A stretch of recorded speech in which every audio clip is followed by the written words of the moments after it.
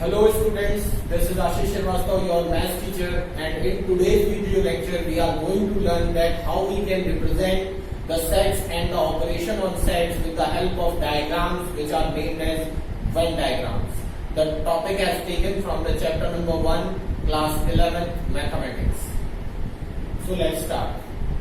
चलिए, तो आज का टॉपिक है हमारा Venn diagram. Venn diagram basically मैं आपको बता दूं कि हमने अभी तक सेट्स में जो कुछ भी पढ़ा है अब तक, जैसे कि अपने सेट क्या होते हैं, सेट को किस तरह से रिप्रेजेंट किया जाता है। सेट को रिप्रेजेंट करने के हमने दो तरीके पढ़े थे, एक तो हमने पढ़ा था रोस्टर फॉर्म और एक हमने पढ़ा था सेट बिल्डर फॉर्म। तो लॉजिक्स के बेसिस पे और जो है उनकी यूनिक प्रॉपर्टी के बेसिस पे तो अभी तक हमने रिप्रेजेंट किया सेट को, मगर सेट्स को रिप्रेजेंट करने का एक तरीका और एक मैथमेटिशियन लेके आए थे जिनका नाम था जॉन वेन। तो उनके नाम पे ही इस टॉपिक का नाम पड़ा है Venn diagram.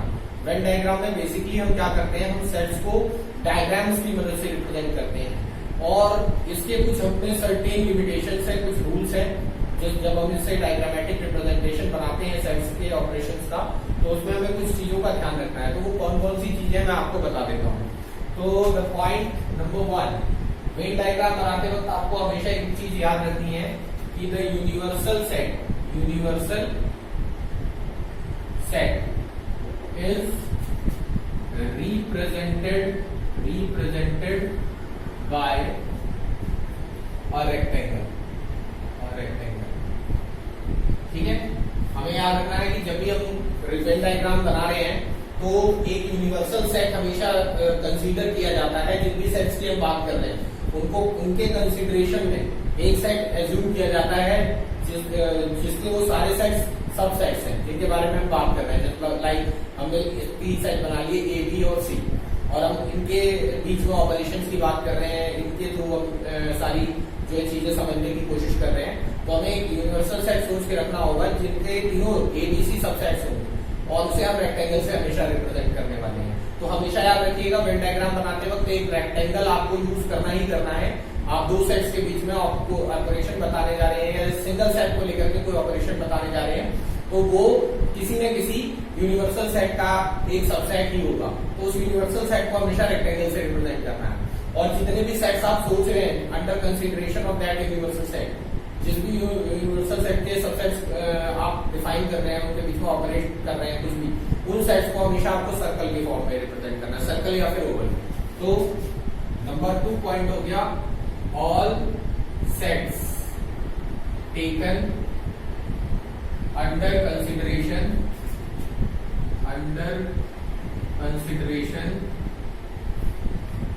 Of any universal set are represented by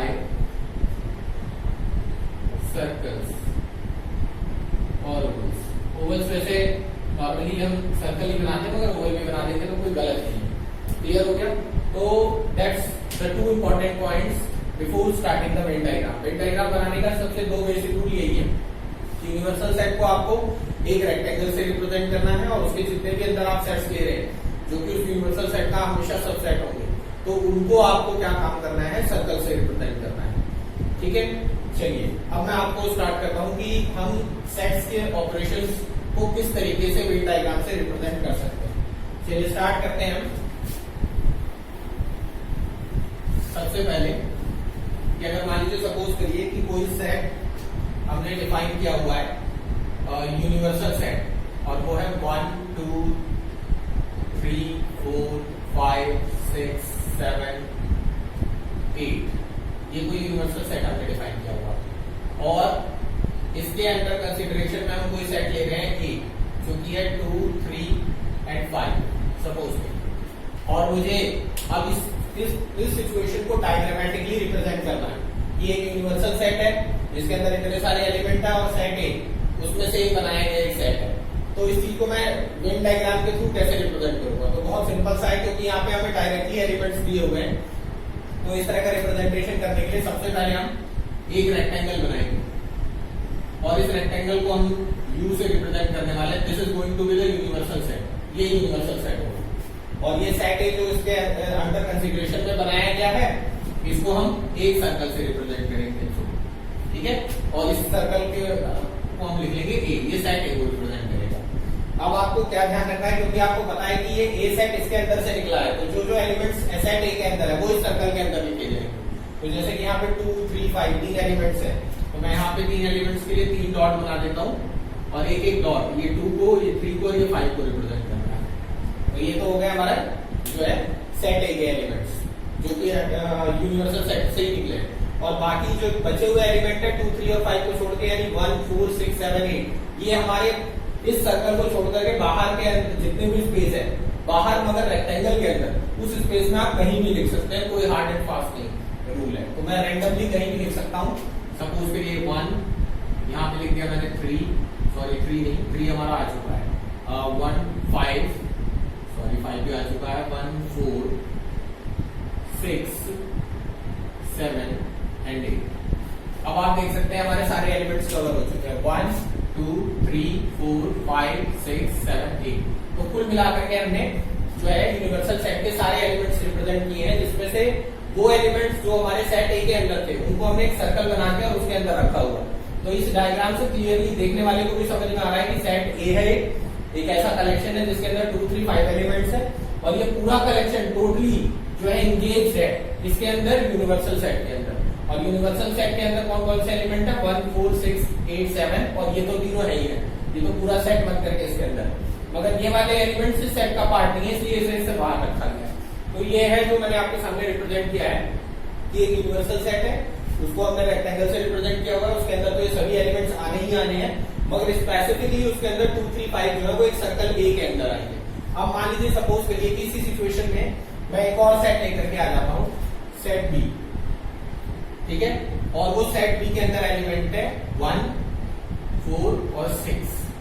अब आप देखेंगे कि अब मैं आपसे कहूं कि अब इस सिचुएशन को डायग्रामेटिकली रिप्रेजेंट करिए, तो अब आप देखेंगे कि अब आपके जो कुछ एलिमेंट्स सेट ए में चले गए, कुछ बी में चले गए यूनिवर्सल सेट के, तो अब हमारा जो प्रेजेंटेशन होगा वो चेंज हो जाएगा। अब कैसे बदलेगा ये देखते हैं।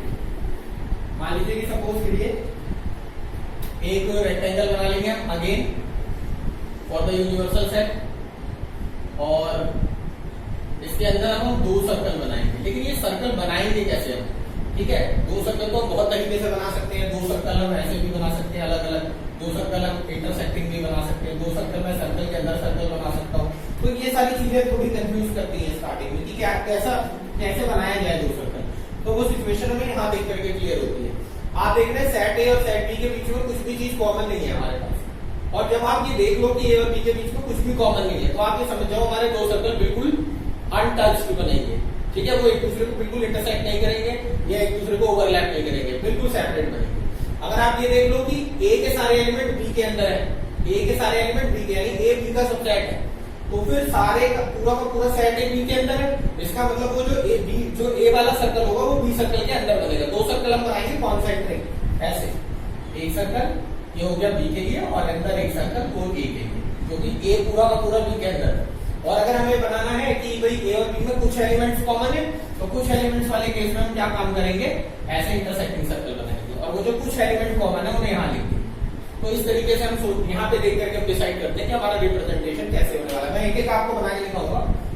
अभी फिलहाल मैंने जो लिया है उसमें आप देख सकते हैं सेट ए और सेट बी में कुछ भी कॉमन नहीं है, तो कुछ भी कॉमन नहीं है, इसलिए मैं एक सर्कल और बनाऊंगा यहाँ पे, लेकिन वो सर्कल इस सर्कल को बिल्कुल भी टच नहीं करेगा।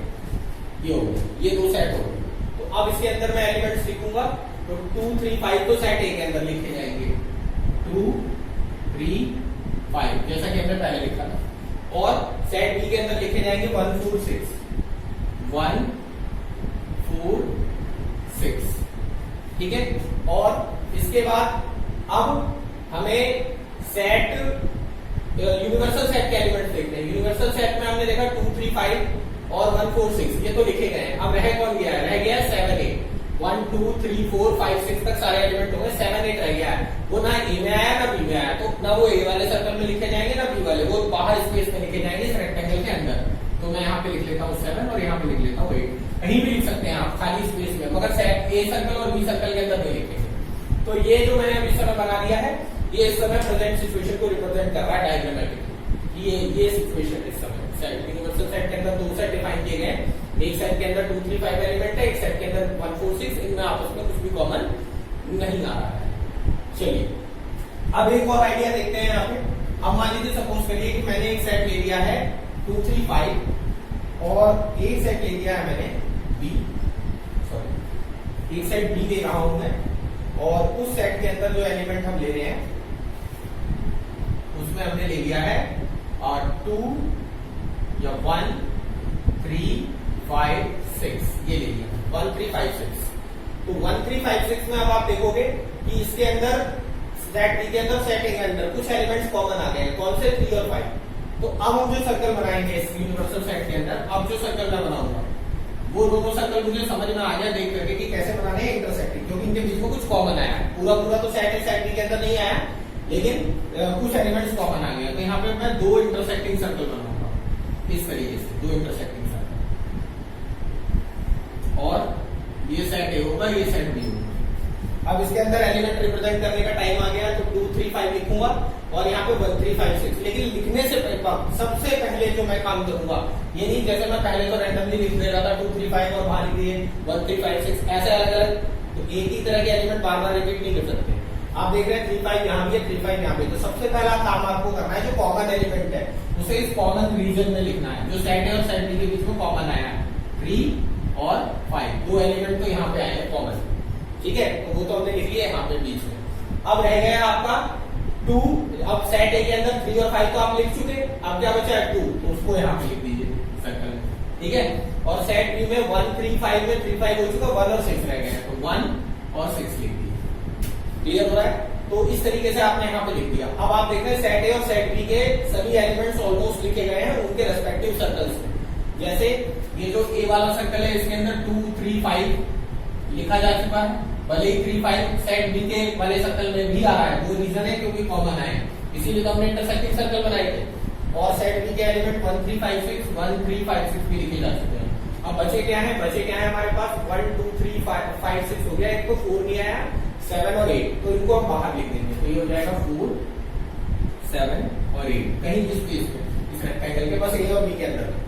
क्लियर हो गया? तो ये अब इस समय इस प्रेजेंट सिचुएशन को रिप्रेजेंट कर रहा है जहां पे ए और बी के अंदर कुछ एलिमेंट्स कॉमन है। तो ये एक डायग्रामेटिक रिप्रेजेंटेशन है जो इन तीनों सेट को रिप्रेजेंट कर रहा है, ठीक है। ये इसके बाद एक सिचुएशन और मैं डिस्कस करता हूं आपके साथ। सपोज करिए कि अब हमारे पास एक सेट ऐसा है सेट बी जिसके अंदर एलिमेंट है 1 2 3 4 और हमारा सेट बी जो है उसके अंदर एलिमेंट है हमारे पास 2 और 3 बस, ये दो एलिमेंट। तो आप अब देख रहे हैं कि सेट ए के सारे एलिमेंट सेट बी में आ चुके हैं। देख लीजिए 2 और 3 पूरा पूरा सेट ए आ गया, तो यहाँ पे ए बी का सबसेट है। तो इस समय अगर हमें डायग्रामेटिक रिप्रेजेंटेशन करना हुआ तो हम कैसे करेंगे? इस समय हम कॉन्सेंट्रिक सर्कल वाला केस लेकर के आएंगे। हमें मालूम है कि हमारा एक सेट पूरा का पूरा सेट बी के अंदर आ चुका है, तो हम एक यूनिवर्सल सेट बना लेंगे, उसके अंदर एक बड़ा सर्कल बना लेंगे और उसके अंदर एक छोटा सर्कल बना लेंगे। बड़ा सर्कल ए को रिप्रेजेंट कर सॉरी बी को रिप्रेजेंट करेगा जो सुपर सेट को, ठीक है, और छोटा सर्कल उस सेट को रिप्रेजेंट करेगा जो सब सेट है। अब छोटे सर्कल के अंदर 2 और 3 है, तो उसे यहाँ पे लिख लेंगे 2 और 3, और बड़े सर्कल के अंदर 1 2 3 4 है, 2 3 आ चुके बी में, 1 और 4 रहेगा, उसे इस सर्कल के बाहर मगर बी के अंदर लिखेंगे 1 और 4। क्लियर हो गया? तो 2 3 जो पूरे के पूरे एलिमेंट सेट ए के अंदर थे उन्हें हमने यहाँ पे ए वाले सर्कल के अंदर लिख लिया, और ये पूरा का पूरा ए सर्कल बी का पार्ट है इसलिए बी के अंदर आया है ये सर्कल, वरना ये सर्कल बी के अंदर नहीं बना दिया।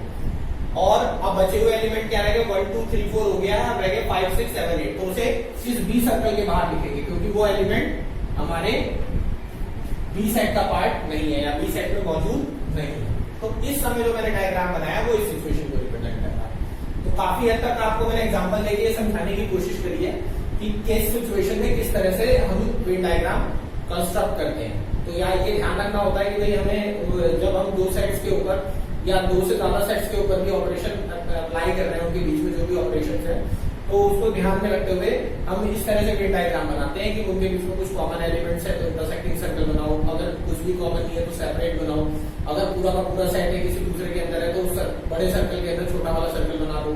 तो ये सारी चीजें हमारी बेसिक्स जो है वो अच्छी तरीके से कंस्ट्रक्ट कर देती है, तो फिर हमें टेक्निकल डायग्राम्स बनाने में दिक्कत नहीं आती। तो ये तो एक रफ मैंने आइडिया दिया आपको कि किस तरीके से वेन डायग्राम सोचना होता है बनाने के लिए। अब मैं आपको बेसिक ऑपरेशन जो होते हैं हमने पढ़े हुए हैं, जो अब तक जो चैप्टर में हमने सेट्स के ऊपर जितने भी ऑपरेशन पढ़े हुए हैं उन सभी ऑपरेशन को मैं आपको परफॉर्म करके दिखाऊंगा और फिर उनके बाद उनका डायग्रामेटिक रिप्रेजेंटेशन भी हम देखेंगे।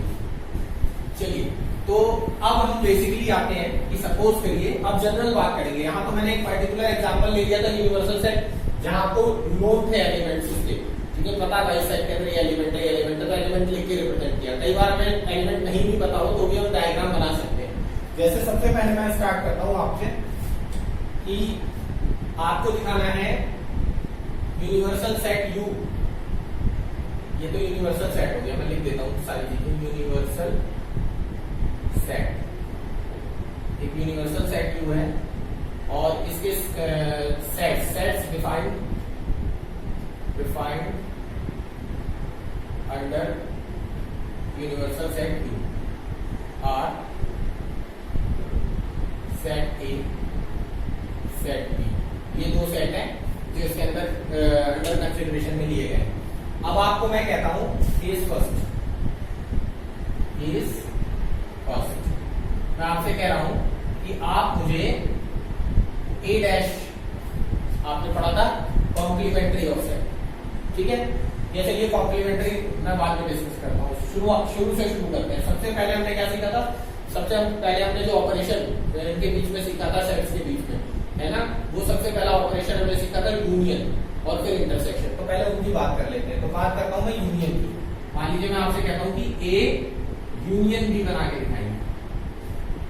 अब ए यूनियन बी, अब आप कह रहे हो कि सर ए यूनियन बी तो हम बना के दिखाएंगे, लेकिन हमें सेट और सेट बी के तो एलिमेंट्स पता ही नहीं।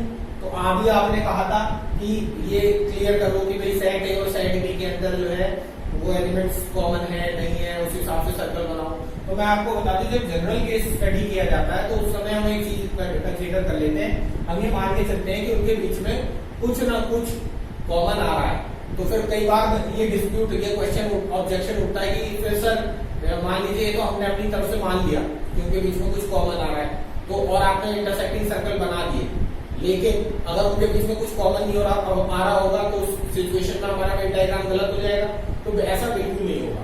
उसका रीजन क्या है कि उस सिचुएशन को जो दो सर्कल हम सेपरेट करके बनाते हैं, अगर हम पहले से ही वेल नोट है, वेल प्लान्ड डायग्राम बनाने जा रहे हैं जहां हमें पहले से ही मालूम है कि भाई इनके बीच में कुछ कॉमन है, तो वहां तो हम दो सर्कल अलग से बना सकते हैं। लेकिन ऐसे केसेस में हम बनाएंगे इंटरसेक्टिंग सर्कल, हम बनाएंगे इंटरसेक्टिंग सर्कल, लेकिन फिर हम उस चीज को कैसे जस्टिफाई करेंगे कि ए और बी के बीच में कुछ भी कॉमन नहीं है। तो उस केस में ये माना जाएगा कि ये इंटरसेक्टिंग सर्कल के बीच में जो कुछ लिखा हुआ है, जो स्पेस है, इसके अंदर कोई एलिमेंट नहीं आएगा। मान लो सपोज करो कि ए और बी के बीच में कुछ एलिमेंट कॉमन नहीं है। ए के अंदर मान लीजिए है 1 2 3 और बी के अंदर है 4 5 और ये यूनिवर्सल सेट 1 2 3 4 5 के अंदर बनाए गए हैं, ठीक है। तो यूनिवर्सल सेट यू हो गया, यहाँ पे ए के अंदर आ गया 1 2 3 और बी के अंदर 4 और 5 आ गए। यहाँ हमने कुछ लिखा नहीं और कुछ बचा नहीं, यूनिवर्सल सेट में लिखेंगे, तो ये बिल्कुल उस सिचुएशन को रिप्रेजेंट कर रहा है। तो नॉर्मली जब हम वेन डायग्राम बनाते हैं तो हमेशा दो इंटरसेक्टिंग सर्कल ही बनाएंगे। हाँ, उस केस में अगर आपको वेल नोन है, पहले से ही पता है कि सेट के अंदर कोई भी एलिमेंट कॉमन नहीं है, तो फिर हम उसको जो है तब भी चाहे तो इंटरसेक्टिंग सर्कल बना सकते हैं, अदरवाइज ना चाहे तो उन्हें सेपरेट भी बना देंगे तो वो गलत नहीं माने जाएंगे। लेकिन ये याद रखिए कि नॉर्मली आपको करना यही है, हमेशा इंटरसेक्टिंग सर्कल बना के दिखाना है, चाहे तो उस केस में भी बना के दिखा दीजिए, उसमें आप कॉमन रीजन के बीच में कुछ भी मतलब रखिए, कोई एलिमेंट मत लाइए, क्योंकि कॉमन कुछ है ही नहीं, कुछ नहीं है, इसका मतलब वो दोनों सर्कल सेपरेट है, वो इंटरसेक्टिंग सर्कल नहीं है। और अगर बनाओगे इंटरसेक्टिंग तो उसमें कुछ लिख नहीं सकते आप। ये चीज है आपको समझने की जरूरत, तो बनाना हमेशा इंटरसेक्टिंग सर्कल ही है। तो अब आप क्या काम करें, केस फर्स्ट में ये हमने क्या काम करा, दो इंटरसेक्टिंग सर्कल बनाए, क्योंकि अब हमें पता चल गया कि अब हम चाहे कैसी भी सिचुएशन हो वो इंटरसेक्टिंग सर्कल से डिफाइन होगी। तो रूल समझ लीजिए अब एक तरीके से कि आपको जब भी बनाना है वेन डायग्राम तो दो इंटरसेक्टिंग सर्कल ही बनाने हैं दो सेट में। क्लियर हो गया? इस चीज को ध्यान रखिएगा कि उन्हें अलग अलग बनाने की जरूरत नहीं है ना। और एक पर्टिकुलर सिचुएशन मैंने आपके साथ डिस्कस कर ली थी, वहां पे दो अलग अलग बना के दिखा दिए थे, लेकिन वेन डायग्राम बनाते वक्त आप हमेशा दो इंटरसेक्टिंग सर्कल बनाएं, क्योंकि यहाँ से हमारे सिचुएशन को डील कर सकते हैं। अब यूनिवर्सल सेट हो गया यहाँ पर। अब आपको रिप्रेजेंट करना है A union B. A union B का मतलब आप क्या समझ रहे हो? मान लो सेट ये ए है और ये सेट बी है, तो ए यूनियन बी का मतलब यही तो हुआ कि सारा तो ए और सारा बी शामिल हो, जिसमें कुछ कॉमन भी हो सकता है, नहीं भी हो सकता है, वो बात की बात है। क्लियर है? लेकिन ए और बी सबको इंक्लूड करना है, तो ए बाकी सब कुछ अवॉइड होगा, सिर्फ वही पार्ट हमारे रीजन में आएगा, हमारे फेवर में आएगा जो ए में भी होगा, बी में भी होगा। तो इसको डायग्रामेटिकली रिप्रेजेंट करने के लिए जब हमारे पास एलिमेंट्स ना हो तो हम उसे शेडेड रीजन से शो करते हैं। तो अब मैं क्या काम करने वाला हूं, मुझे पता है ए यूनियन बी में मैं एक तो ए वाला सारा सर्कल और बी वाला सारा सर्कल इंक्लूड करूंगा। ये मेरा फेवरेबल रीजन है जहां पे ए और बी के एलिमेंट्स मौजूद होंगे, बाकी इसके बाहर का स्पेस इसके अंदर नहीं आएगा। तो जो मैं रिप्रेजेंट करने वाला हूँ ए यूनियन बी को, मैं क्या काम करूंगा, ये लाइनिंग शेड दे दूंगा इस तरीके से, और एक यूनिवर्सल फॉर्म में ये शेड कर दिया मैंने। तो अब आप ये चीज क्लियर समझ रहे होंगे। और मेरे शेड में मुझे बिल्कुल एक बात का ध्यान रखना है कि मेरी लाइनें जो है वो बिल्कुल सर्कल ए और बी का पार्ट होनी चाहिए, इसके बाहर नहीं जानी चाहिए। ठीक है? अगर मैं इसके बाहर ले जाऊंगा तो वो गलत हो जाएगा, इन ए और बी के सर्कल की ही पार्ट होनी चाहिए। तो ये जो मैंने यहाँ पे लाइन से शेड कर दिया, अब ये shaded region A union B को रिप्रेजेंट कर रहा है, यानी ए और बी के पार्ट को, और जो बाहर का रीजन है वो हमारे इस सेट के अंदर नहीं आएगा। जो भी आएगा वो सेट ए का होगा, सेट बी का होगा, दोनों में से किसी का हो सकता है, दोनों का हो सकता है। दोनों का होगा तो यहाँ पे लिखा गया होगा इस वाले सेक्शन में, अगर सिर्फ सेट ए का होगा, बी का नहीं तो यहाँ, और अगर बी का होगा, ए का नहीं तो इस वाले पार्ट में। तो इसका मतलब ये ए यूनियन बी है। ए यूनियन बी का मतलब ये था आइदर ए और बी और दो। तो ये इस वाले चेक रीजन को छोड़ दूं तो इधर तो है आइदर ए, और अगर इस वाले चेक को छोड़ के उधर देखूं तो आइदर बी, और अगर बीच वाले को देखूं तो बोथ ए और ए एंड बी। तो ये वाली सिचुएशन है, ये ए यूनियन बी को रिप्रेजेंट करती है। तो अगर आप इन फ्यूचर आपसे कोई कहता है कि भाई वेन डायग्राम बना के दिखाओ ए यूनियन बी का, तो आपको सिंपली यही बना देना है, एक रेक्टेंगल बनाना है, दो इंटरसेक्टिंग सर्कल बनाने हैं, और ए और बी वाले दोनों सर्कल्स को शेड करके दे देना है। और यहाँ पे लास्ट में लिख देना है रिप्रेजेंट करते वक्त, द शेडेड रीजन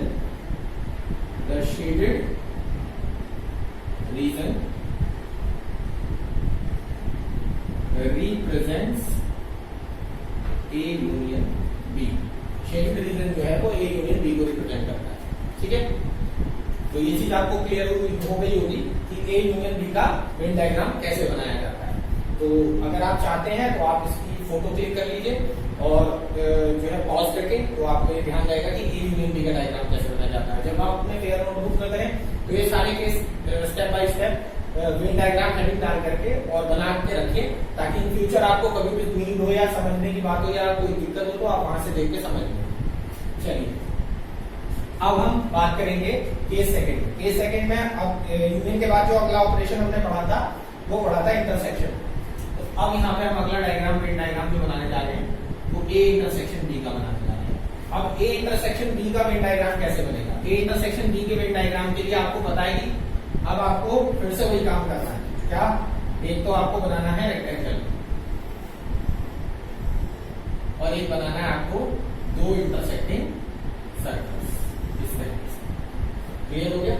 और एक सेट ए हो जाएगा, एक सेट बी हो जाएगा, और बाहर वाला सेट आपका यूनिवर्सल सेट होगा। और यूनिवर्सल सेट, अब ये जो है ए इंटरसेक्शन बी कैसे रिप्रेजेंट किया जाएगा? ए इंटरसेक्शन बी का मतलब क्या होता है? आप नॉर्मली ए इंटरसेक्शन बी कैसे निकालते हो? आप ये देखते हो जो एलिमेंट ए और बी दोनों में शामिल है बस उन्हीं को लिखते हो आप। तो यहाँ पे आपको इसको रिप्रेजेंट करने के लिए वो रीजन सिलेक्ट करना है जो ए और बी दोनों का पार्ट है, बाकी छोड़ देना है।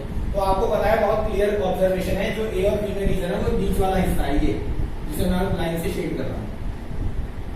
ये रीजन जो है ये इंटरसेक्शन बी को रिप्रेजेंट करता है। तो इसका मतलब ये जो है हमारे वेन डायग्राम के थ्रू ए इंटरसेक्शन बी को रिप्रेजेंट कर रहा है। और इतना बनाने के बाद आपको लास्ट में नीचे क्या लिख देना है?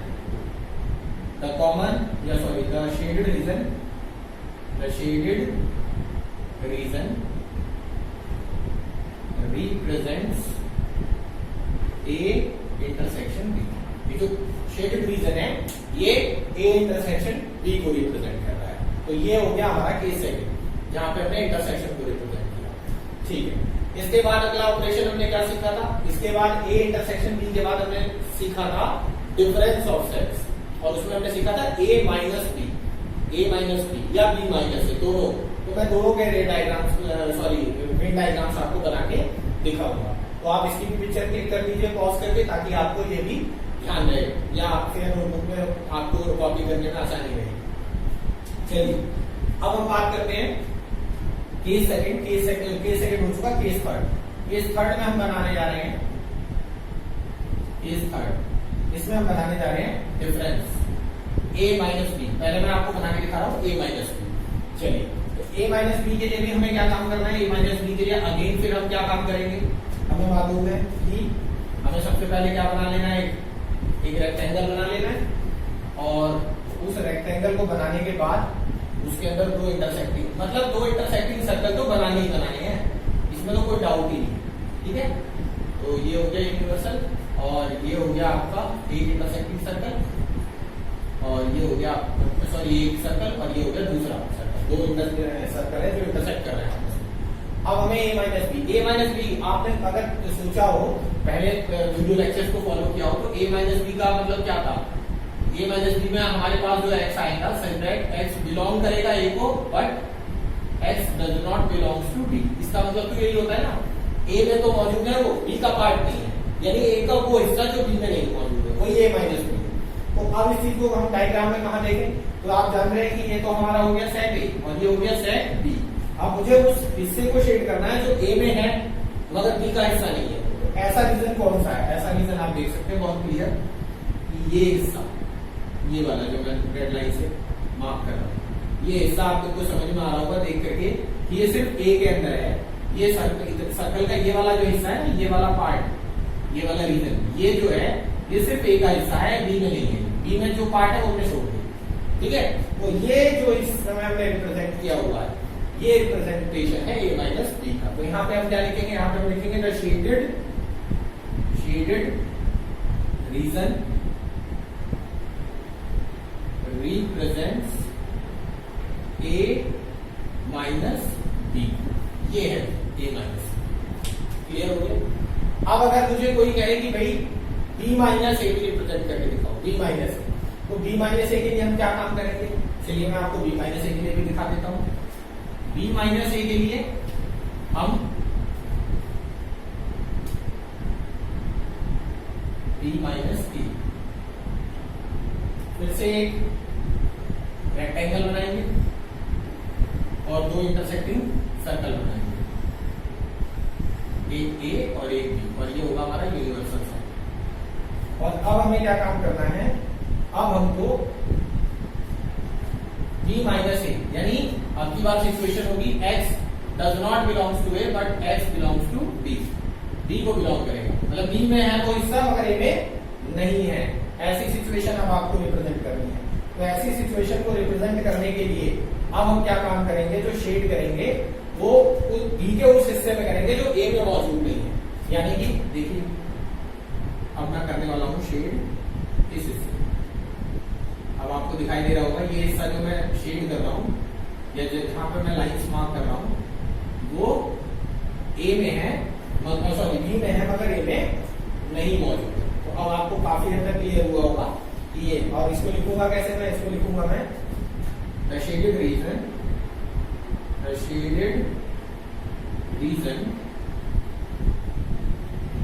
Represents b minus A. ये b माइनस ए को रिप्रेजेंट करने वाला रे डायग्राम। तो ये चीजें आपको क्लियर हो गई होंगी। अब जो है मैं आपको आगे बताता हूं कि और कौन कौन से करीब ऑपरेशन है जो हम यहाँ पे देख सकते हैं। एक तो इससे पहले वाला डायग्राम जो मैंने बनाया था वो वीडियो पॉज करके आप उसकी पिक्चर क्लिक करिए और एक इसकी पिक्चर क्लिक करिए, फिर मैं आपको आगे के डायग्राम बताता हूँ। चलिए स्टूडेंट्स अब हम आगे बढ़ते हैं। अब हम देखेंगे केस 4। केस 4 में मैं आपको बताने जा रहा हूँ वेन डायग्राम। हम ले लेते हैं, आपने a माइनस बी पढ़ लिया है, b माइनस ए पढ़ लिया है, फिर मैंने आपको एक बताया था symmetric difference a symmetric difference b। ये सिंपल डेल्टा है मगर हम इसको पढ़ते हैं सिमेट्रिक डिफरेंस। तो सिमेट्रिक डिफरेंस में बेसिकली हम कैसे रिप्रेजेंट करेंगे, सिमेट्रिक डिफरेंस के बारे में मैंने आपको बताया था कि सिमेट्रिक डिफरेंस जो होता है वो किसके इक्वल होता है, ये इक्वल होता है a minus B union b minus a। यानी ऐसे एलिमेंट्स a के जो b में नहीं है और ऐसे एलिमेंट b के जो a में नहीं है, उनका जो कलेक्शन होता है उसे a सिमेट्रिक डिफरेंस b से रिप्रेजेंट किया जाता है। और इसको हम वेन डायग्राम में कैसे रिप्रेजेंट करेंगे? वेन डायग्राम के लिए हमने क्या काम करा, हमने यूनिवर्सल सेट के लिए एक रेक्टेंगल बना लिया और a और b के लिए दो सर्कल्स बना लिए इस तरीके से। ये सेट a हो गया, ये सेट b हो गया। अब आपको पता है कि आपको सिमेट्रिक डिफरेंस रिप्रेजेंट करना है, तो सिमेट्रिक डिफरेंस रिप्रेजेंट करने के लिए बेसिकली आपको क्या करना होगा कि पहले तो बनाना होगा a माइनस बी, क्योंकि हमें कलेक्शन चाहिए किसका, वो रीजन चाहिए जो a माइनस बी को रिप्रेजेंट करे और b माइनस a को। दोनों के डायग्राम में अभी पीछे बना के आए हैं। a माइनस बी का मतलब हो गया a सर्कल का वो पार्ट जो b में ना हो, तो उसको मैंने यहाँ शेड कर दिया। और b माइनस a का मतलब हो गया b सर्कल का वो पार्ट जो a में ना हो, तो उसको मैं यहाँ शेड कर रहा हूँ। और इन दोनों का यूनियन यानी ये दोनों मिल करके ये पूरा का पूरा शेडेड रीजन जो है ये रिप्रेजेंट कर रहा है इस समय आपका a सिमेट्रिक डिफरेंस b। तो मैं क्या लिखूंगा, the shaded region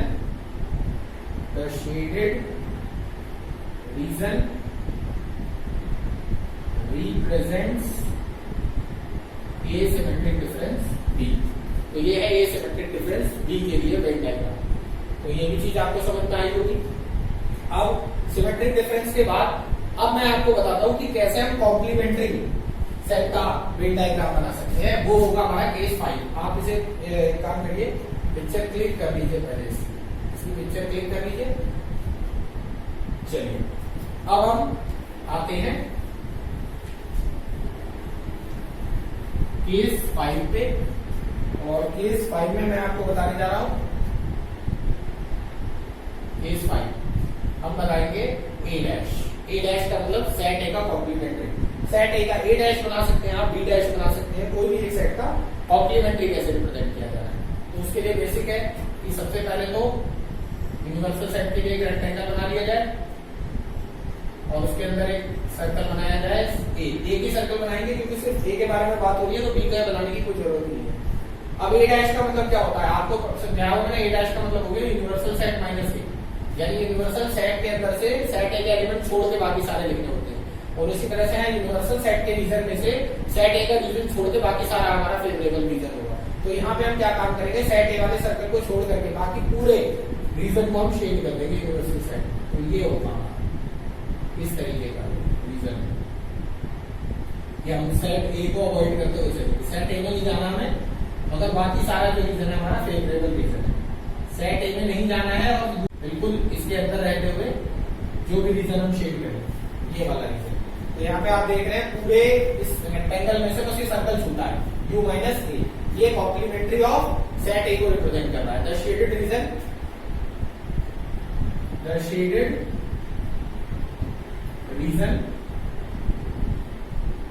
represents a dash. ये a डैश को रिप्रेजेंट कर रहा है। तो इसकी भी पिक्चर आप क्लिक कर सकते हैं। और अब आपको कॉम्प्लीमेंट्री सेट कैसे रिप्रेजेंट करना है ये भी समझ में आ गया होगा। मगर ये तो मैंने सिर्फ एक सेट का कॉम्प्लीमेंट्री रिप्रेजेंट करके दिखाया है। कॉम्प्लीमेंट्री तो इनके यूनियन और इंटरसेक्शन का भी ड्रॉ किया जा सकता है, और जिसको मैंने आपको पहले वीडियो में समझाया भी, डे मॉर्गन्स लॉ के नाम से हमने उस चीज को वेरीफाई करके देखा था पर्टिकुलर सिचुएशन में। दोनों रूल्स मैंने आपको समझाए भी थे, और एग्जाम में कई बार ये क्वेश्चन पूछ लिया जाता है कि verify the day Morgan's law through the Venn diagram. ठीक है, तो वहां तक भी पहुंचेंगे। पहले मैं आपको यूनियंस और इंटरसेक्शंस पे वेन डायग्राम कैसे रिप्रेजेंट किया जाता है उसके कॉम्प्लीमेंट्रीज के लिए, वो मैं आपको समझाता हूँ। तो अब हमारा अगला केस होगा केस 6, और केस 6 में हम रिप्रेजेंट करने जा रहे हैं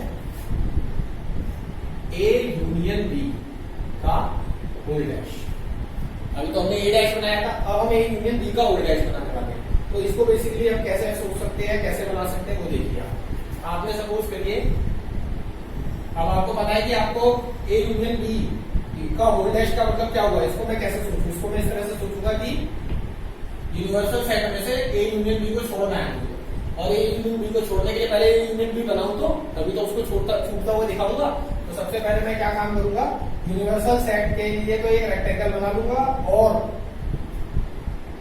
ए यूनियन बी दिखाना है तो दो इंटरसेक्टिंग सर्कल बना लेंगे इस तरीके से ए बी, ठीक है। और अब मैं क्या काम करने वाला हूं, अब मैं ए यूनियन बी के लिए इस ए बी वाले सर्कल के हिस्से को छोड़ करके बाकी सब कुछ शेड कर दूंगा, तो वो ए यूनियन बी का होल डैश। अगर ए यूनियन बी बनाना होता तो इन सर्कल्स को शेड करता, जो मैं पहले कर चुका हूं। अब मुझे ए यूनियन बी का होल डैश बनाना है, तो इनको छोड़ के बाकी सारा रीजन शेड किया जाएगा, तो वो इस तरीके से रिप्रेजेंट किया जाएगा।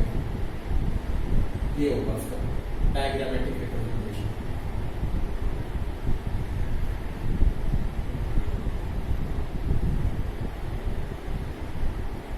ऑलमोस्ट क्लियर हो रहा होगा आपको वेन डायग्राम से। बहुत आसान सा टॉपिक है, कोई बहुत डिफिकल्ट चीज नहीं है, मगर यह थोड़ा सा नया रहता है, इसलिए इंटरेस्टिंग भी है और समझने वाली चीज भी है और काफी हेल्पफुल भी होती है आगे जाकर के। हमारे जब हम IIT मेंस की प्रिपरेशन करते हैं तो वहां पे काफी हेल्पफुल होती है सारी लॉजिक्स हायर लेवल के कॉन्सेप्ट्स को समझने के। तो ये क्लियर हो गया होगा। तो ये मैंने जो आपको बना के दिखा रहा है, ये the shaded region represents the shaded region represents A union B whole dash, A union B whole dash, ठीक है। इसी कड़ी में मैं जोड़ करके आपको डे मॉर्गन्स लॉ का प्रूफ ही समझा दूंगा। एक्सरसाइज में एनसीईआरटी के हमारे आता है वो क्वेश्चन डे मॉर्गन्स लॉ से वेरीफाई करना, मगर मैं आपको यही उसका वेरिफिकेशन भी समझा दूंगा और वो बहुत इजीली आप समझ जाएंगे। तो यहाँ केस 6 है, केस 7 जो मैं बनाऊंगा, केस 7 में हम डिस्कस करेंगे केस 7 में हम डिस्कस करेंगे A dash union B dash. अब मैं आपको बना के दिखाऊंगा A dash union B dash, क्योंकि मैं एक कड़ी जोड़ने वाला हूं डे मॉर्गन्स लॉ में। डे मॉर्गन्स लॉ में आपको याद होगा, हमने पढ़ा हुआ है डे मॉर्गन्स लॉ में कि A यूनियन B का होल डैश जो होता है वो A dash intersection B dash के इक्वल होता है और A इंटरसेक्शन B का जो होल डैश होता है वो A dash union B dash के इक्वल होता है। अब यहाँ A यूनियन B का होल डैश बनाया है, तो यहाँ पे हम एक काम करते हैं, यूनियन का इंटरसेक्शन का बना देते हैं, तभी हमारा वेरीफाई हो जाएगा। तो A इंटरसेक्शन B डैश, ठीक है, क्योंकि मुझे A यूनियन B का होल डैश तो मैंने यहाँ रिप्रेजेंट किया हुआ है। अब मुझे क्या काम करना है, A dash intersection B dash बनाना है। अगर वो दोनों के वेन डायग्राम सेम आ गए तो ये रूल जो है वो वेरीफाई हो जाएगा वेन डायग्राम की मदद से। तो चलिए बनाते हैं इसका भी वेन डायग्राम। इसके लिए सबसे पहले हमें क्या करना होगा, एक तो यूनिवर्सल सेट बना लेना होगा रेक्टेंगल के लिए की फॉर्म में, और दो इंटरसेक्टिंग सर्कल्स बना लेने होंगे A और B। और अब मुझे बनाना है A dash intersection B dash, यानी A डैश भी होना चाहिए हमारे फेवरेबल रीजन में और B डैश भी होना चाहिए। अब A डैश आप समझते हो, A डैश छोड़ करके बाकी, मतलब A छोड़ करके बाकी सब, तो मुझे सबसे पहले A डैश बनाने के लिए क्या करना होगा, A डैश बनाने के लिए मैं जो है एक सर्कल को छोड़ करके बाकी सबको शेड करूँ इस तरीके से। ये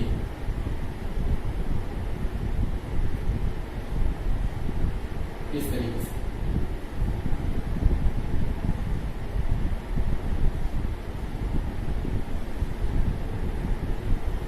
ये जो मैंने बनाया है, ये मैंने बनाया है A डैश, जहां पे मैंने A को छोड़ दिया है।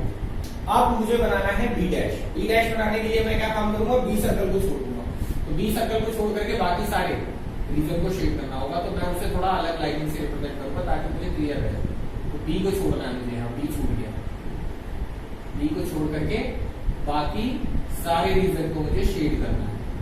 अब यहाँ पे मुझे बिल्कुल भी हेजिटेट नहीं होना। ए में अगर लाइन जा रही है आज जाने दीजिए, कोई प्रॉब्लम नहीं, क्योंकि हमारा पर्पज है लाइन B में नहीं जानी चाहिए। ए से हमारा अभी फिलहाल कोई मतलब नहीं। तो ये हो, तो यहाँ आप देखेंगे कि मैंने A डैश भी ड्रॉ किया, B डैश भी ड्रॉ किया, मगर मेरे फेवरेबल रीजन किसको रिप्रेजेंट करेगा, जहां A डैश भी होगा या B डैश भी होगा, यानी जहां पे रेड वाली लाइन्स का चेक भी होगा और ब्लैक वाली लाइन्स का चेक भी होगा। तो आप देख रहे हैं, यानी जहां पे दोनों लाइन्स का पोर्शन है वही हमारा फेवरेबल रीजन है और वहां पे चेक बन गया है। यहाँ देख रहे हैं आप बीच में, यहाँ खाली ब्लैक लाइन है, रेड एब्सेंट है, यहाँ रेड है, ब्लैक एब्सेंट है, यहाँ तो लाइन ही नहीं है। तो ये सारा रीजन हमारा स्किप हो गया। सिर्फ कौन सा रीजन आया, जहाँ पे दोनों लाइनें आई है, जहाँ चेक बन गया। तो यहाँ पे शेडेड रीजन तो सारा ही है, लेकिन सारा रीजन हमारा फेवरेबल नहीं है। सिर्फ कौन सा, the checked, CHECKED, checked reason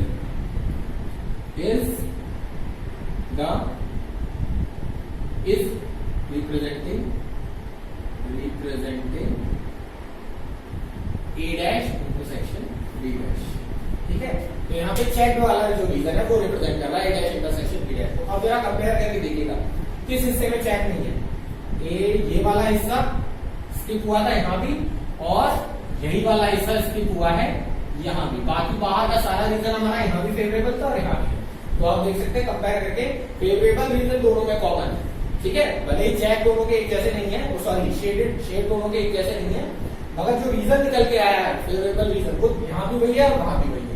तो इसका मतलब ये दोनों जो है सेम रिजल्ट्स दे रहे हैं।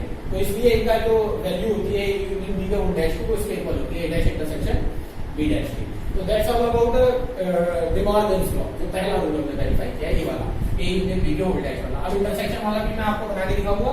पहले आप एक काम करिए, वीडियो पॉज करके इसकी इमेज क्लिक कर लीजिए ताकि आपको फिर नोटबुक का कॉपी करने में दिक्कत ना हो। चलिए अब हम स्टार्ट करते हैं अपना 7 के बाद 8 केस, जहां पे हम बनाने वाले हैं ए इंटरसेक्शन बी का होल डैश। तो उसके लिए मैं क्या काम करने वाला हूं, ए इंटरसेक्शन बी का होल डैश कैसे बनाएंगे आपको, ये हमारा case number 8, A intersection B whole dash. तो इसके लिए आपको पता है सबसे पहले तो क्या बनाना होगा, एक यूनिवर्सल सेट बनाना होगा रेक्टेंगल के रूप में। उसके बाद दो इंटरसेक्टिंग सर्कल्स बनाने होंगे, मेरा सेट ए और सेट बी। और अब मुझे रिप्रेजेंट करना है इंटरसेक्शन बी का होल डैश, यानी इंटरसेक्शन बी को छोड़ के बाकी सब। तो यहाँ पे मैं जानता हूँ ये इंटरसेक्शन बी है, जो बीच वाला हिस्सा है, ये वाला हिस्सा, इसको छोड़ के बाकी सबको शेड करना है मुझे। तो सिंपली मेरा जो शेड रीजन होगा वो रिप्रेजेंट करेगा फिर इंटरसेक्शन बी के होल डैश। तो मैं लाइनिंग बनानी स्टार्ट करूंगा और इस चीज को दिमाग में रखते हुए कि मुझे बस इस कॉमन रीजन को जो बीच में आया है इसको टच नहीं करना, बाकी सब चीजें जो है वो लाइनिंग के अंदर आएंगी। तो ये इस तरीके से हमने रिप्रेजेंट कर, ये आप देख रहे हैं लाइनें जो है वो सिर्फ इस वाले रीजन को स्किप करके बाकी सब जगह बनाई गई। तो इसका मतलब ये रिप्रेजेंट कर रहा है हमारा ए इंटरसेक्शन बी डैश को। अब इसके बाद हम आगे बढ़ेंगे और पहले यहां मैं लिख देता हूं द शेडेड रीजन रिप्रेजेंट्स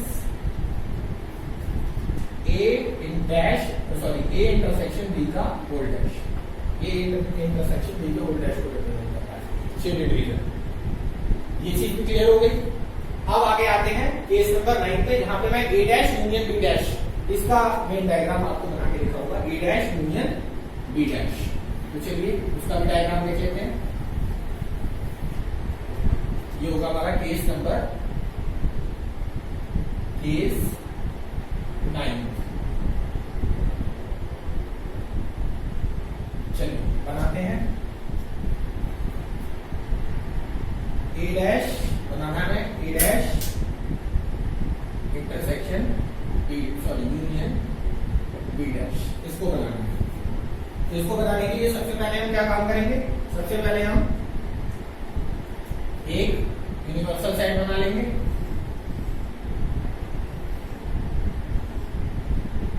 और इसके अंदर दो इंटरसेक्टिंग सर्कल बना लेंगे, सेट ए और सेट बी। और अब मुझे पता है कि मुझे अब शेडेड रीजन मार्क करना है। शेडेड रीजन में ए डैश आना चाहिए और बी डैश आना चाहिए। ए डैश का मतलब क्या है, ए सर्कल को छोड़ करके बाकी सब आना चाहिए। तो ए सर्कल को छोड़ दिया मैंने, बाकी सब शेड कर दूंगा। बस ये सर्कल हमारा जो है वो स्किप होगा। तो आपको लाइन बनाते वक्त ये ध्यान रखना है कि सर्कल ए के अंदर लाइन आ जाए, बाकी कहीं से भी चली जाए कोई दिक्कत नहीं, बाकी सब हमारा फेवरेबल रीजन है। सेट ए को छोड़ना है बस। तो ये हो गया ए डैश। अब मैं बनाऊंगा बी डैश। बी डैश कैसे बनेगा, उसमें हम क्या काम करेंगे, बी सर्कल को छोड़ के बाकी सब शेड कर देंगे, बिल्कुल वैसे ही जैसे पहले हमने कहा था। बस ये ध्यान रखना है बी सर्कल के अंदर की लाइनें नहीं जानी चाहिए, बाकी कहीं से भी चली जाए कोई प्रॉब्लम नहीं। तो ये ध्यान में रखते हुए कि लाइनें बी में नहीं जा रही हैं, हम लाइन्स ड्रॉ कर लेंगे। ए में चली जाती है कोई प्रॉब्लम नहीं, ठीक। तो ये हमारा ए डैश भी बन चुका है, बी डैश भी बन चुका है, लेकिन हमें ए डैश यूनियन बी डैश चाहिए, यानी जहां ए डैश भी हो, जहां बी डैश भी हो, और ए डैश यूनियन का मतलब क्या, आइदर और बोथ, मतलब या तो ए डैश भी हो, बी डैश नहीं है तो चलेगा, बी डैश हो, ए डैश नहीं है तो चलेगा, दोनों हो तो भी चलेगा। तो ऐसे सारा रीजन हमारा फेवरेबल रीजन हो जाएगा। तो यानी कहीं भी चेक पोर्शन आया है, कहीं भी ये लाइनें आई हैं, वो हमारा फेवरेबल रीजन है। रेड वाली लाइन आई है तो भी हमारा फेवरेबल रीजन है, ब्लैक वाली आई है तो भी, और दोनों आई है तो भी है। तो यानी कि सारा का सारा शेडेड रीजन, जहां दोनों आई है वो वाला हिस्सा भी, जहां सिर्फ ब्लैक आई है वो वाला भी, जहां सिर्फ रेड आई है वो वाला भी। सिर्फ स्किप कौन सा हुआ है, जहां कोई लाइनें नहीं आई है, देख लीजिए ध्यान से, बीच में ये जो हिस्सा है सिर्फ ये वाला हिस्सा स्किप हुआ, ये वाला, इसमें कहीं कोई भी लाइन नहीं आई है, तो ये वाला हिस्सा स्किप हुआ है। तो हमें क्या लिखना होगा, हमें लिखना होगा all the shaded reason, all the shaded region represents A dash intersection union B dash। ठीक है, अब अगर मैं कंपेयर करने के लिए कहूँ आपसे दोनों रिजल्ट्स को, A इंटरसेक्शन B का होल डैश आपने देखा था, ये वाला हिस्सा छूटा था बस, बाकी सारा हमारा the shaded region represents A intersection B dash।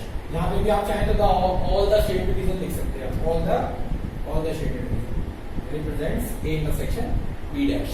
और यहाँ पे भी आप देख रहे हैं बीच वाला हिस्सा स्किप हुआ, बाकी सारा शेडेड रीजन हमारा फेवरेबल है। तो दोनों के सेम रिजल्ट आए, देखने में वेन डायग्राम में सिर्फ शेड का फर्क आया है, मगर रीजन फेवरेबल दोनों में सेम है, यानी ये दोनों इक्वल रिजल्ट है। तो यही हमारा दूसरा A इंटरसेक्शन B का whole dash is equal to A dash union B dash. तो ये है डे मॉर्गन्स लॉ। एग्जाम में अगर आपको वेरीफाई करने के लिए आता है तो इसी तरीके से आप पेयर वाइज दोनों के वेन डायग्राम बना करके और कंपेयर करके दिखा सकते हैं। Since the shaded region in both the cases is same as the Venn De Morgan's law is verified. तो इस तरीके से आपका डे मॉर्गन्स लॉ भी वेरीफाई हुआ और एज वेल एज आपको इस तरह के वेन डायग्राम्स बनाने भी आ गए, जहाँ पे A यूनियन B का होल डैश बनाना हो, या A इंटरसेक्शन B का होल डैश बनाना हो, या A dash union B dash बनाना हो, या A dash intersection B dash बनाना हो।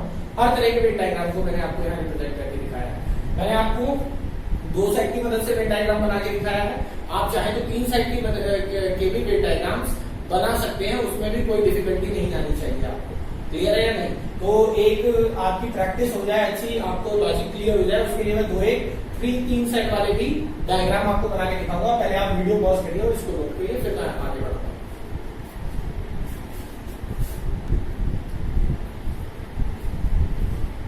चलिए स्टूडेंट्स, अब मैं आपको कुछ वेन डायग्राम्स थ्री सेट्स के लिए भी बना के दिखाता हूँ, ताकि आपको वेन डायग्राम का प्रेजेंटेशन करना बिल्कुल अच्छे से समझ में आ जाए।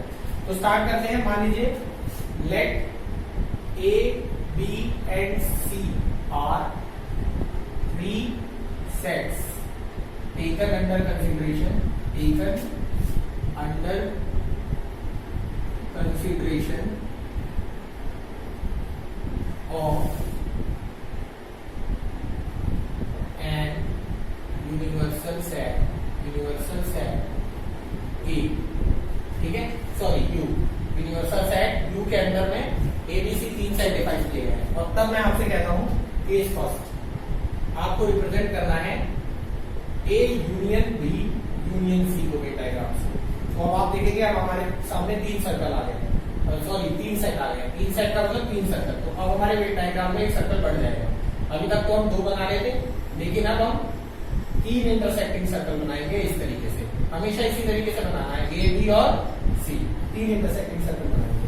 और अब आपसे कहा गया A union B union C represent करो, यानी A भी आना चाहिए, B भी आना चाहिए, C भी आना चाहिए, दोनों। और दोनों में से कोई दो भी आ सकते हैं, मतलब कॉमन रीजन भी आ सकता है, जहाँ कोई भी नहीं है वो भी आ सकता है। कोई भी नहीं मतलब कोई दो नहीं है, ठीक है, तीन में से कोई दो नहीं प्रेजेंट है, वो भी मतलब एटलीस्ट दो तीनों में से एक का होना जरूरी है। तो इस तरीके के रीजन को रिप्रेजेंट करने के लिए A B और B B और C B सबको हमें शामिल करना होगा, इंक्लूड करना होगा। तो यहाँ पे हम क्या काम करेंगे, हम यहाँ जो शेड करेंगे यहाँ पे वो A सर्कल में करेंगे, A के साथ B भी शामिल होगा और C भी शामिल होगा, ठीक है।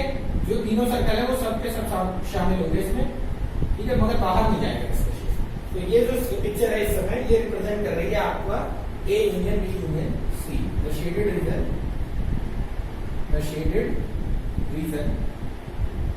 represents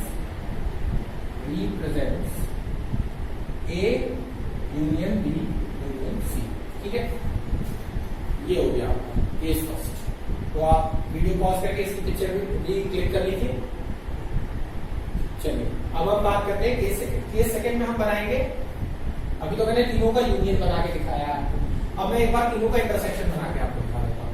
ए इंटरसेक्शन बी इंटरसेक्शन सी, यानी वो रीजन जो तीनों में कॉमन है। तो उसके लिए हम क्या काम करेंगे, उसके लिए हम यहां पे सबसे पहले एक रेक्टेंगल बना लेंगे,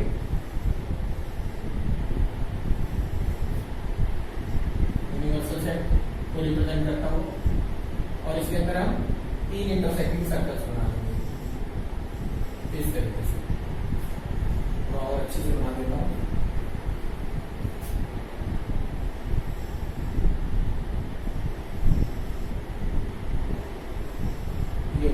सेट ए, सेट बी और सेट सी। और अब आपको इसमें रिप्रेजेंट क्या करना है, आपको रिप्रेजेंट करना है जो तीनों में कॉमन आ रहा हो, जो ए में भी हो, बी में भी हो और सी में भी हो। तो आप देख रहे हैं जो बीच में ये वाला हिस्सा है जिसपे मैंने अब शेड कर दिया रेड कलर से, ये रीजन है जो ए का भी पार्ट है, बी का भी सी का, इसके अलावा और कोई पार्ट नहीं है। अगर मैं इसको शामिल करता हूँ, ये ए बी में है लेकिन सी में नहीं है। इसको शामिल करता हूँ, ये ए बी में, ए सी में, बी में नहीं है। इसको शामिल करता हूँ, बी सी में, ए में नहीं है। क्लियर हो रहा है? सिर्फ यही वाला रीजन बीच वाला है जो तीनों में शामिल है। तो मैं इसको A intersection B intersection C से रिप्रेजेंट करूंगा। तो मैं क्या लिखूंगा, the shaded region, the shaded region represents A intersection B intersection C। चलिए स्टूडेंट्स, अब हम केस थर्ड देख लेते हैं। केस थर्ड में अब मैं आपको बना के दिखाता हूं, A इंटरसेक्शन या A union B intersection C। ठीक है, A union B intersection C। अब इसका वेन डायग्राम कैसे बनेगा, तो इसका वेन डायग्राम देखिए कैसे बनाएंगे। अब सबसे पहले तो हम एक रेक्टेंगल बना लेंगे जिसके अंदर 3 सेट दिखाए जाएंगे, सेट ए, सेट बी और सेट सी, ए बी और सी। और अब हमें बताना है, पहले तो देखो, पहले ब्रैकेट के अंदर है ना जो बी इंटरसेक्शन सी, पहले इसे बना लो। तो बी इंटरसेक्शन सी यानी कि बी और सी दोनों में आने वाला है। तो बी और सी का इंटरसेक्शन कहाँ है भाई, ये वाला हिस्सा, ये जो मैं रेड से शेड कर रहा हूं, ये सारा रीजन जो है वो बीसी है, और ए के साथ उसका यूनियन है। मतलब ये रीजन तो है ही फेवरेबल, इसके साथ साथ ए भी है, पूरा का पूरा ए। तो पूरा का पूरा सेट ए आप देख रहे हैं, ये वाला सेट है, इसको भी आप क्या करिए, रेड मार्क से इसे भी ले लेंगे, शामिल करेंगे। तो इस तरीके से हमारा जो है रीजन जो है आप देख सकते हैं, ये ए का तो रीजन है ही है हमारे फेवर में, और साथ ही साथ वो हिस्सा भी है जिसमें बी और सी का कॉमन रीजन आया। बी और सी का कॉमन रीजन देखिए, बी और सी का कॉमन रीजन यही वाला हिस्सा है, ये वाला जो आपको दिख रहा है लीव जैसा, ये बी और सी का हिस्सा है, इंक्लूडिंग ए वाला भी, ये तो है ही हमारे पूरा का पूरा एक शामिल है। तो ये जो रीजन है ना, इसको हम लिखेंगे the shaded region represents, the shaded region represents A union B intersection C। तो ये चीज आपको क्लियर हो रही होगी कि हमने जो है किस तरीके से इसे डायग्रामेटिकली रिप्रेजेंट किया है। अब अगर मैं आपसे कहूं केस 4, केस 4 में मैं आपसे कहूं अब आप बनाइए A intersection B union C, A intersection B union C, इसका डायग्राम बनाइए। तो इसका आप कैसे बनाओगे, आपको पता है सबसे पहले तो आप क्या बनाओगे, एक यूनिवर्सल सेट बनाओगे U, उसके अंदर 3 सर्कल बनाएंगे intersecting A, B and C, A, B और C। अब आपको सबसे पहले तो क्या करना होगा, ब्रैकेट के अंदर जो है B यूनियन C इसको शेड कर लेना। B यूनियन C का मतलब जो B में भी है और C में भी है, मतलब आइदर B और C। तो यानी कि B और C वाले दोनों सर्कल पूरे हमारे जो है शेड किए जाएंगे। बी वाला सर्कल पूरा कॉमन रीजन जो है हमारा है, फेवरेबल रीजन है, और सी वाला भी सर्कल हमारा पूरा फेवरेबल रीजन। तो ये जो रीजन मैंने अभी रेड से मार्क कर दिया, ये है यूनियन सी, बी और सी दोनों। अब उसके साथ ए का इंटरसेक्शन लेना है, यानी वो हिस्सा लेना है इन दोनों रीजन में जो बी यूनियन सी का भी पार्ट हो और ए का भी पार्ट हो, बाकी को स्किप करना है। तो अब ऐसा करने के लिए मैं सिर्फ उस रीजन को शेड करूंगा जो बी यूनियन के साथ, बी यूनियन सी में तो आ चुका है मगर ए का भी हिस्सा, ए का भी पार्ट है, क्योंकि मुझे कॉमन लेना है। तो बी यूनियन सी में इतना हिस्सा आ चुका है। अब आप देख के बताओ इसमें कौन सा ऐसा हिस्सा है जो ए में भी आ चुका है। तो ए में जो हिस्सा आ चुका है इस रीजन का वो ये है। देखिए मैं ब्लैंक से मार्क कर रहा हूँ, ये वाली लाइन, ये वाली लाइन है जो मैं बना रहा हूं, ये वाली लाइन, ये वो रीजन है जो सेट ए में भी शामिल है और बी यूनियन सी का तो पार्ट था ही, बी यूनियन सी ही तो था ये, साथ साथ ए का भी पार्ट है। तो ये वो रीजन है दोनों में जो कॉमन है। तो यहाँ पे सारा रीजन हमारा फेवरेबल नहीं हुआ, सिर्फ वो वाला रीजन फेवरेबल हुआ जहां ये रेड और ब्लैक दोनों लाइनें आ रही है, यानी चेक वाली लाइनें आ रही है। तो यहाँ पे मैं आंसर में क्या लिखूंगा, यहाँ पे the checked shaded region represents A intersection B union C। तो ये A intersection B union C को रिप्रेजेंट करता है। तो ये मैंने आपको कुछ केसेस 3 इंटरसेक्शन के लिए भी बना के दिखा दिए। देखिए केसेस तो बहुत सारे हैं, मैं अगर बहुत सारे बनाता रहूंगा तो टाइम ऐसे ही स्पेंड होता चला जाएगा। मैंने काफी हद तक आपको ये पिक्चर क्लियर करने की कोशिश करी है कि वेन डायग्राम किस तरीके से बनाया जाता है। बहुत सारे बच्चों को ऑलमोस्ट आइडिया लग गया होगा कि वेन डायग्राम कैसे बनाया जाता है। तो that's all about the Venn diagram. आप कोशिश करिए एनसीईआरटी में से, आरएस में से अलग अलग तरह के क्वेश्चंस लेकर के वेन डायग्राम बनाइए। किसी का वेन डायग्राम बनाने में अगर आपको कंफ्यूजन आती है तो इस वीडियो के कमेंट सेक्शन में लिखिएगा, मैं उसका वेन डायग्राम आपको बताऊंगा। फिलहाल के लिए इस टॉपिक में इतना ही रखते हैं और आगे के टॉपिक को मैं नेक्स्ट वीडियो लेक्चर में आपके साथ डिस्कस करूंगा। Thank you.